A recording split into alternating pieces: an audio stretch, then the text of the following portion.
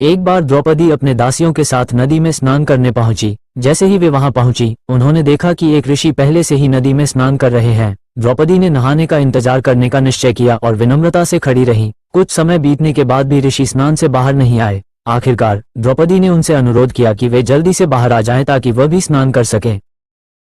ऋषि ने बताया कि उनके वस्त्र किसी ने चुरा लिए हैं, इसलिए वे नदी से बाहर नहीं आ सकते। ये सुनकर द्रौपदी ने तुरंत अपनी साड़ी का एक टुकड़ा काटकर उन्हें देने का प्रयास किया, लेकिन तेज धारा में वह बह गया। उसने दूसरा टुकड़ा फेंका, लेकिन वह भी बह गया।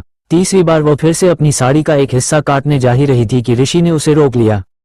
ऋषि ने मुस्कुराते हुए कहा, तुम्हारी साड़ी यूं काटते काटते खत्म हो जाएगी। उन्होंने ये भी कहा कि वह अपनी दासियों से मदद ले सकती थी, जो पास खड़ी थीं और ऋषि की कठिनाई पर हंस रही थीं। ऋषि की यह बात सुनकर दासियों को शर्मिंदगी हुई और उन्होंने हंसना बंद कर दिया।